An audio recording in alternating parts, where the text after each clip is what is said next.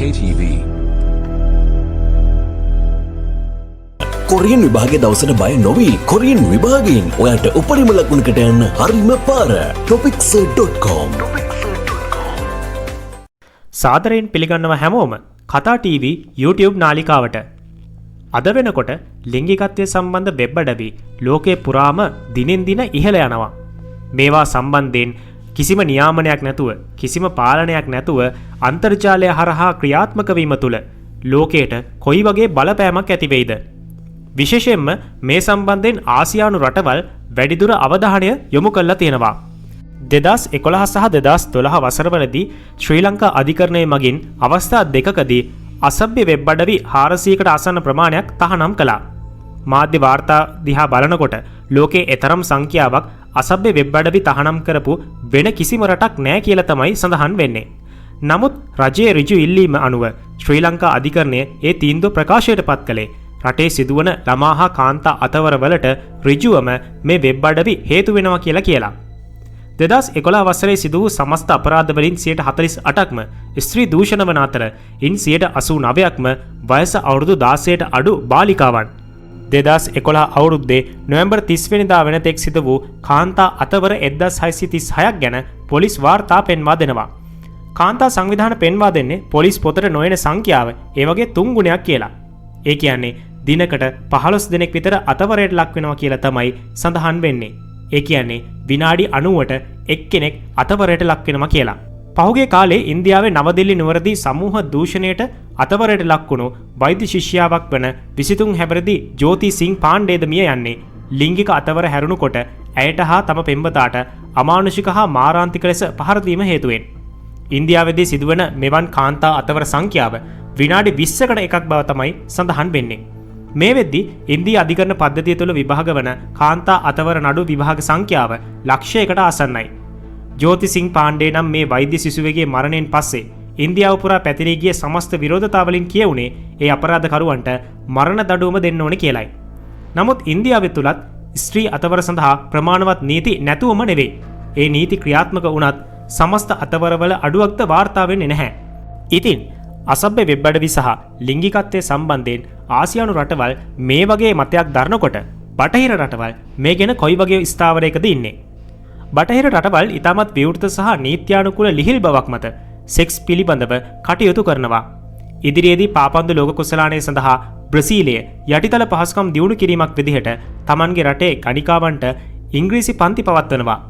Belgium වගේ රටවල් red line street වගේ ලිංගික කලාප වෙනම වෙන් කරලා තියෙනවා. බොහෝමයක් රටවල් ගණිකා වෘත්තිය නීතිගත කරලා තියෙනවා. නමුත් ආසියාවේ රටවල් ගණිකා වෘත්තිය හා සම්බන්ධව තියෙන්නේ ඊටාම පසුගාමී තත්වයක.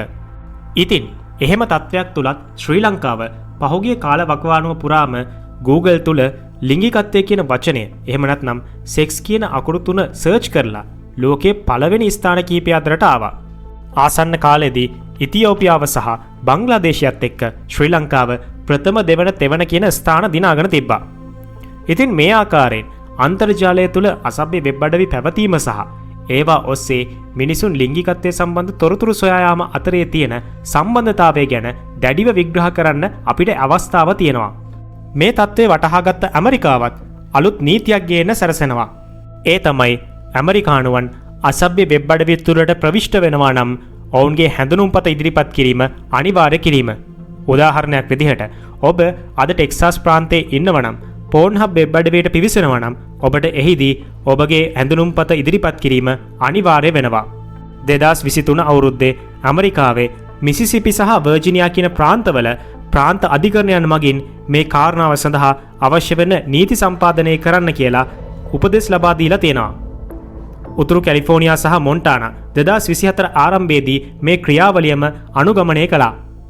ඉතින් ලෝකයේ පුරාම ඉන්න පාසල් යන වයසේ දරුවන් අසභ්‍ය වෙබ් අඩවි වලට පිවිසීම මේ වෙනකොට සමස්ත ලෝකයේම ප්‍රශ්නයක් බවට පත් වෙලා තියෙනවා. මේ ප්‍රශ්නේ निराකරණය කරගන්නට හැඳුනුම්පත අනිවාර්ය කිරීම ඉදිරියේදී ලෝකයේ පුරාම ව්‍යාප්ත කරන්න තමයි බොහෝ විශ්ලේෂකයන් බලාපොරොත්තු වෙන්නේ. ඉතින් මේ தත්ත්වය ලංකාවේ අපිට කොයි විදිහට බලපායිද? ඔයාගේ අදහස පහලින් කමෙන්ට් එකක් දාන්න අමතක කරන්න එපා. වීඩියෝ එකට ලයික් එකක් දාලා යාළුවන්ට ෂෙයා කරන්නත් අමතක කරන්න එපා. ඉතින් මේ වගේ වැදගත් කරුණු පිරුණු දැනුම පිරුණු අලුත් වීඩියෝ නරඹන්න කතා TV YouTube නාලිකාව දැන්ම subscribe කරන්න. එහෙනම් අදට අපි ගිහිල්ලා එන්නම්. ඔබට සුබ දවසක්. සිලබස් එකත් වෙනස් වුණා අපිත් අලුත් වුණා. ඔක්කොම එකට. මොකක්ද කියලා ඔයගොල්ලන්ට හිතෙන ඇතිනේ. ඔන්න අහගන්නකෝ මම විස්තරේ කියන්න. කොරියන් භාෂාව ඉගෙන ගන්න ඔයාට දැන් අපෙන් ඔක්කොම එකට ගන්න පුළුවන්. කොරියන් වචන පොත, ව්‍යාකරණ පොත, ප්‍රශ්න පත්‍ර කට්ටලය මේ සේරම කොබෝ සහ කොරියන්ස් ඇප්ස් මගින් හැසිරවීමේ පහසුව. ඒ විතරක් නෙවෙයි වචන මතක තියාගන්න නිවැරදිව උච්චාරණය කරන්න පුළුවන් විදියට ඇප් දෙකේම හදලා තියෙනවා රූප සටහන් එක්කම. ඉතින් ඔයාට ඒකත් මදි වගේ නම් topics.com එක තියෙනවා. මේක ඔයා ලියන්න ඉන්න එක්සෑම් එක වගේම හදපු සිමියුලේටර් එක්සෑම් වෙබ්සයිට් එකක්. ඔයාට ඒකත් මදි වගේ නම් කොරියන් කී ඇප් එක තියෙනවා ගේම් වලින් ෆන් එක ඉගෙන ගන්න.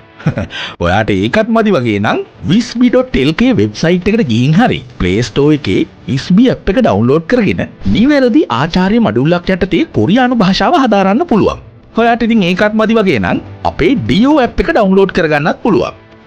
ඔයාට ඒකත් මදි වගේ නම් කවුද යකෝ මේක ස්ක්‍රිප්ට් එක ලියපු එක? හරි කමන්නේ මං කියන්නම්කෝ. මේ හරි අපි ළඟ තියෙනවා කතාවෝ ඇප් එක. මේකෙන් පුළුවන් ඔයාට කොරියන් වචන ටයිප් කර කර චැට් කර කර ඉගෙන ගන්න. තව වැඩ ගොඩයි.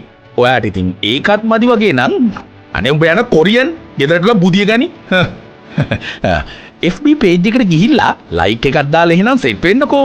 වැඩි විස්තර සඳහා දැන්ම කතා කරන්න. WhatsApp 94 77 14 444 0.4